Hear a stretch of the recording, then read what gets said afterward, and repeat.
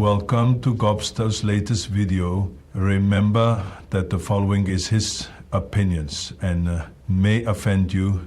If you are, no one cares. Now let's get to it. Well, hello you gorgeous mother truckers, you, and welcome to another video. Feeling a bit better today. Yeah.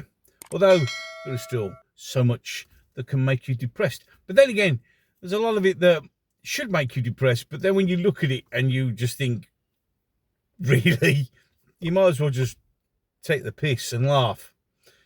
Was that within the 7 seconds? It was, so I might not get that one in trouble. Any case, so they're going to offer you a discount to get an electric car because 20% of new cars are electrics. Yeah, but that also means that 80% of them aren't. So people are still buying new petrol and diesel vehicles over electric vehicles. This is probably because they're shit. Now, a lot of people will go, oh, no, they're not. They're shit. And the bubble is going to burst on you electric car owners because you're going to have to pay more tax. You were getting, you weren't have to pay for ULEZ zones, but now you are. You didn't have to pay road tax, but now you're gonna. And I think electric cars should pay more road tax because they're twice as heavy as any other car, and they're the ones that are causing more damage to the roads than the car I drive. And by the way, this wonderful vehicle that I'm sitting in right now, I drive a nice diesel Hyundai Tucson. So, and apart from the fact she's got to go back to have her MOT retest today, but it was only the rear brakes which I fixed, which you know about. Touch wood, she's been a really good car, and I love her. And the reason I love her is because when I've got this tank filled up, it gives me nearly 500 miles range, which is pretty good. I mean, okay, urban, not so much. But if I'm on a motorway trip, I mean, when we go to Devon, I can drive all the way down to Devon, all the crap that I have to do, and all the way back. And I've used usually just over half a tank of fuel without having to refuel at all. Wouldn't be so much of an electric car. But in any case, I digress, although it does pay into it a little bit later. So, Keir Starling, in his infinite wisdom, has said, not owning a drive or a garage shouldn't stop you owning an electric car because you need to charge it, obviously. There's a channel called McMaster. He owns electric cars. Go and see how his insurance, his house insurance, went. Not really too sure if we want to insure your house if you're charging an electric car in a garage or right next to the house because, well, there's not really a problem with them catching fire, but so any case, the sensible solution is he's going to run electric cables down the path so you can have chargers outside your house. He hasn't said how he's going to pay for this, but there's the principle. And I'm sure that, you know, lots of low-income areas would rather have, I don't know, more money for food and energy than their paths being dug up for the billionth time to put some more pointless fucking cables down them. And you'll also know that this will just take forever.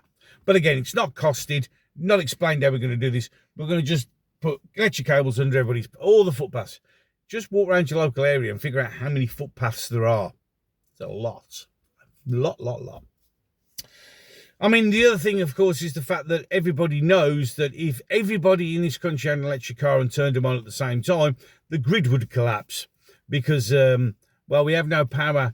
There's no emergency power generation anymore because, well, we knocked it all down because this tiny little speck in the middle of the ocean is going to save the world by cutting down to zero emissions. So that's what they want to do. And they're going to give you a discount. They want you to have an electric car. I don't want an electric car. No one wants an electric car. Now, I suppose if you're doing little runs around the town, I suppose it works out. Oh, and also remember, there's a little thing that I forgot to mention there, is, you know, the reason why they rolled out all these smart meters. Now, well, you all thought that it was this, that, and the other. Well, you see, the thing is, the clever thing with the smart meter is it knows what's plugged into it. So the principle being is they're not happy about there's a sudden surge on the electrical grid between 4 and 7. You know, that's when everybody gets home from work, starts cooking dinner and that, and if you've got an electric car, plug it in so you can charge it up for the next day, because you need to do that. Whereas I just park my car on the drive, leave it there, get up in the morning and get in it and turn the key and it starts. I haven't got to worry about charging because all my charging is already in the vehicle for 500 odd miles. Any case. So they then want to say that if you've got an electric car between those hours, they're going to charge you more for the electric at that particular time to stop you from charging. They want you to charge later on at night because of the surge in the system. The fact that what will happen then is you won't get anyone charging their electric car until 7 o'clock, and then you'll get a massive surge of demand at 7 o'clock. And so what they'll eventually do is end up charging you even more electric to charge your electric car. And then, of course, there's the range issue. As I've said, this car, 500 mile. Electric car, not so much. And the other thing is, if I'm running low on my fuel, I can just pull into a petrol station, 10 minutes, clock, bit of cash exchanges hands, boom, done. I've got another 500 miles. Done in about 10, 15 minutes. 20 minutes if I stop, if they happen to have an on-shop Greggs. Get a sausage roll so I can cover the car in sausage roll. But that's half the thing with Greggs. Now with the electric car, to do that, I'll need to park up, plug my car in, if I can find a charger, because the Labour government changed the rules on the chargers because of their maintenance. So now, where you used to be able to use anyone's chargers, Tesla, Mercedes, Porsche will only allow their vehicles to use their chargers, thus halving the amount of chargers. And then there is also the fact that there's only like 4 or 5 chargers. So if your car's 6, you can't charge. You've got to wait till one of them has finished charging. That's, of course, if those chargers are actually working. So even if I do manage to find a charger, and they're not everywhere, so I've got to, you know, range anxiety, got to make sure I get there. If I park up and I plug it in and I pay my exorbitant fee, which is about the same as filling this car up, and I charge it up, I have to beg that there's somewhere to eat, because I'm going to be there for at least 2 or 3 hours minimum. And this is the future. Oh, electric cars are the future. They're really not, are they? What they're actually doing is restricting your ability to move. Because once you're all in electric cars, like one gentleman found out in America with his Tesla, his battery needed replacing, which was going to cost a fortune, still said it was okay, and Tesla locked him out of his own car. Yeah. Little pieces, remember? Little pieces. So there you go. Labour's going to give us all the chance to buy cheap electric cars that no one will want to spend, and give us all the infrastructure without explaining how that's going to be paid for things that are just, they're useless, they're pointless. Long journeys, waste of time.